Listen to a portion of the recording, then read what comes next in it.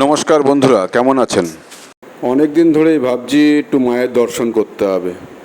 তো মায়ের ইচ্ছা না হলে তো আর মায়ের দর্শন করা যায় না। মা মানে বুঝতেই পারছেন, আমি তারামার কথা বলছি। অর্থাৎ মায়ের দর্শন করতে গেলে সেই সিদ্ধ তারাপীঠে যেতে হবে আপনাকে। আর এই তারাপীঠের সাথে আপনি দেখে নিতে পারেন বক্রেশ্বর এবং বোলপুর শান্তিনিকেতন। আর এই টোটাল ট্যুরটা আমরা চেষ্টা করলাম যতটা কম বাজেটে করা যায়। আমরা ঠিক করলাম প্রথমে তারাপীঠ যাব। তারাপীঠে ঘোরার পরে তারপরে যাব হচ্ছে বক্রেশ্বর, এবং বক্রেশ্বর ঘুরে তারপরে আসবো হচ্ছে বোলপুর শান্তিনিকেতন। আজ 18ই মে 2025।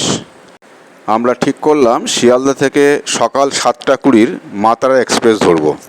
তাই সকাল সকাল বাড়ির থেকে বেরিয়ে একবারে মধ্যমগ্রাম স্টেশন থেকে রামপুরহাট অবধি টিকিট কেটে নিলাম।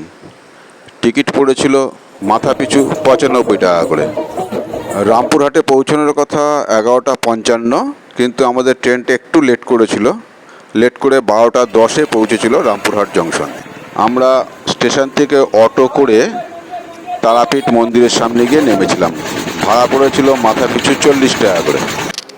আমরা মায়ের মন্দিরের সামনে বেলা 3টের সময় পৌঁছে গিয়েছিলাম। 3টের সময় পৌঁছে দেখি মোটামুটি ভালোই ভিড় হয়েছে। মায়ের দর্শন করার সব পুণ্যার্থীরা সব দাঁড়িয়ে রয়েছে। আমরাও লাইনে দাঁড়িয়ে পড়লাম মায়ের পুজো দেবো বলে। মন্দিরের ভিতরে মোবাইল অ্যালাউ নেই, তাই মন্দিরের ভিতরের ফটো আমি আপনাদের দেখাতে পারলাম না। আমাদের মোবাইল সব গেটের সিকিউরিটির কাছে জমা রাখতে হয়েছিল, এবং জমা দিয়েই আমরা ধীরে ধীরে মন্দিরের ভিতরে প্রবেশ করেছিলাম, এবং খুব সুন্দরভাবে আমরা পুজো দিয়েছি। আমাদের যে ব্রাহ্মণ ছিল সে সুন্দরভাবে আমাদের পুজো করিয়েছিল। আমরা মায়ের মন্দিরের ভিতরে ঢুকে মায়ের পায়ে হাত দিয়ে প্রাণ ভরে পুজো করেছি। খুব দারুণ পুজো দিয়েছি।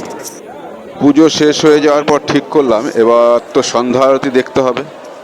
অ্যাকচুয়ালি মায়ের মন্দিরে সন্ধ্যা আরতি শুরু হয় ঠিক সন্ধ্যে 6:30টার সময়। তো আমরা এদিক ওদিক একটু মার্কেটে ঘোরাঘুরি করলাম। ঘুরে ঠিক 6:15 নাগাদ মায়ের মন্দিরের দরজার সামনে এসে উপস্থিত হলাম। এখন মায়ের সন্ধ্যা আরতি চলছে। মায়ের সন্ধ্যা আরতি চলাকালীন ঝমঝম করে বৃষ্টি শুরু হলো। ঠিক মনে হচ্ছিল যেন মা আমাদের আরাধনায় সন্তুষ্ট হয়ে আমাদের আশীর্বাদ করছেন। বৃষ্টি থামা অবধি মন্দিরে অপেক্ষা করলাম। তারপরে গুটি গুটি পায়ে আমরা আশ্রমের দিকে এগিয়ে চললাম। তো বন্ধুরা, আজকে এই পর্যন্ত থাক। আমার এই ভিডিওটা কেমন লাগলো কমেন্ট করে জানাবেন, এবং লাইক শেয়ার করতে ভুলবেন না। আর আমার চ্যানেলটাকে সাবস্ক্রাইব করে আমাকে উৎসাহিত করবেন। ধন্যবাদ।